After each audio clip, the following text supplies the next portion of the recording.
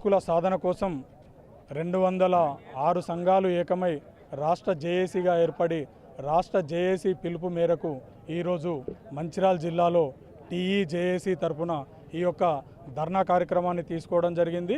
ఈ ధర్నా కార్యక్రమాన్ని తీసుకోవడానికి ముఖ్య ఉద్దేశము మాకు రావాల్సిన పీఆర్సీ 51%కు తగ్గకుండా పీఆర్సీ వెంటనే అమలు చేయాలని, అదేవిధంగా పెండింగ్లో ఉన్న 6 డిఏలను కూడా వెంటనే రిలీజ్ చేయాలని, పెండింగ్ బకాయిలు 12,000 కోట్లను ఒకేసారి రిలీజ్ చేయాలి, లేదా నెలకు 2,000 కోట్లకు తగ్గకుండా 6 మాసముల లోపల పెండింగ్ బకాయిలన్నీ రిలీజ్ చేయాలి। అదేవిధంగా సిపిఎస్ను రద్దు చేస్తూ ఓల్డ్ పెన్షన్ విధానాన్ని అమలు చేయాలి।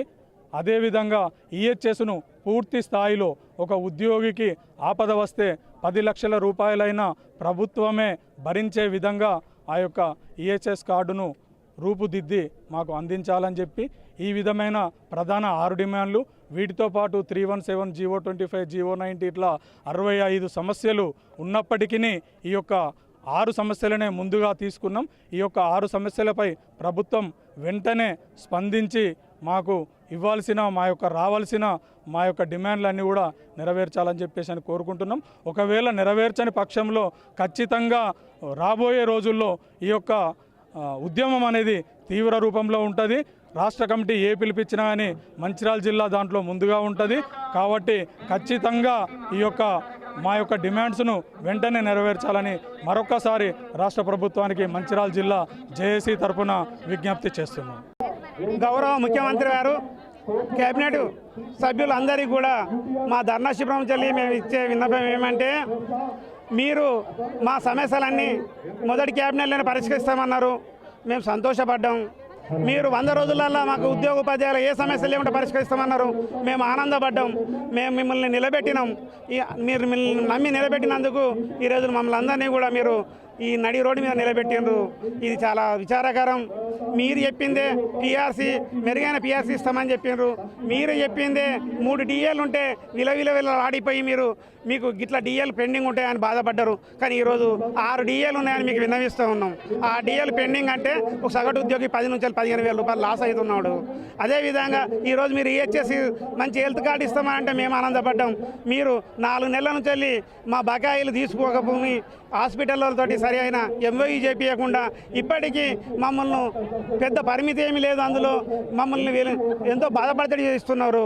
అదేవిధంగా చాలా ముఖ్యమైన విషయం, 61 సంవత్సరాలు దాటిన అలిసిన గుండెలు ఎన్నో తల్లడీలతో ఉన్నాయి। అదేవిధంగా పండుటాకులు కొని రాలిపోతూ ఉన్నాయి। వాళ్ళ పెండింగ్ బకాయిలు 12,000 కోట్ల రూపాయలు ఇలా డ్యూ ఉన్నది। ఈ 12,000 కోట్లను కూడా మీరు వెంటనే చెల్లించాలని ఈ ధర్నా మేము తెలియజేస్తున్నాం। మీరు కనుక ఉద్యోగులను కన్నబిడ్డలాగా చూసుకోకపోతే, మీరు కాపాడుకోలేకపోతే ఈ 3 లక్షల 4 లక్షల ఉద్యోగులందరూ కూడా పెన్షన్లతో కలిసి మీకు సెప్టెంబర్ 10వ తేదీన హైదరాబాద్ ధర్నాకు రానున్నారు। అది మీకు చాలా ఇబ్బందిగా మారుతుందని ఈ సందర్భంగా హెచ్చరిస్తా ఉన్నాం। 12,516 మందికి మనం ఒకటే అడుగుతున్నాము, అది మాకు పైసలు ఇవ్వక పైసలు మీ దగ్గర లేవు, ఎందుకంటే నీ చెప్పిన తప్పని జనాలు చూస్తున్నారు కాబట్టి నువ్వు మాకు వచ్చేటువంటి నోషనల్ ఇంక్రిమెంట్ ఇవ్వమని చెప్పి అడుగుతున్నాము। కాబట్టి అది కూడా 12,000 మందికి సంబంధించినటువంటి సమస్య। దాని తర్వాత నేనే ఇప్పుడు అధ్యక్షులు మాట్లాడాలా, రాజకీయ నాయకుడు మనకు మద్దతు తెలపడానికి వచ్చినటువంటి ప్రతి రాజకీయ నాయకుడు మనము వాళ్లకు తప్పకుండా ఎప్పుడైనా ఏ కాలమైనా నిర్మల్లా మరి ఇక్కడ ఉన్నటువంటి ఇక్కడికి ఈడ ఎంజాయ్ చేయడానికి వచ్చినటువంటి ఒక అధికారులు మనకు వ్యత్యాసాలు గుర్తించి మరి ఏదో చేయాలని చాలా ప్రయత్నాలు చేస్తున్నారు। కానీ అట్లాంటి నాయకులను మరి చాలా మందిని కూడా మనం ఇంటికి పంపించినటువంటి చరిత్ర మనకు నిర్మల్కున్నది। కానీ దురదృష్టం ఈసారి 2025-26 సంవత్సరంలో ప్రత్యేక తెలంగాణ రాష్ట్రంలో మరి 33 జిల్లాల్లో అత్యధిక అవినీతి మరి ఏదైతే ఏసీబీ ట్రాప్స్ జరిగాయో అది మాకు చాలా బాధాకరమైనటువంటి విషయాలు। వేచి చూచి ఉన్నటువంటి ప్రజా ఉద్యోగులు మరి తన యొక్క ఆవేదనను ఆపుకోలేక, తన బాధను దిగమింగలేక మరి ఎంతో బాధతో మరి ఈ రోజు ఈ ఉవ్వెత్తున ఈ యొక్క ఉద్యమానికి మరి మహాధర్నాకు రావడం జరిగింది। ఎందుకంటే మరి 1 సంవత్సరం కాదు, 2 సంవత్సరాలు కాదు, 3 సంవత్సరాలు అయిపోయింది పీఆర్సీ గడువు మూసి।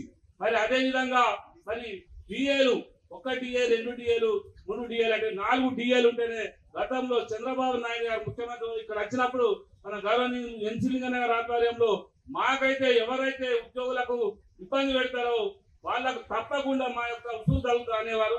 అదే దాంట్లో భాగంగా అతను 4 DL పెండింగ్ ఇచ్చినప్పుడు మళ్ళీ ఆయన అధికారంలోకి రాలేకపోయాడు.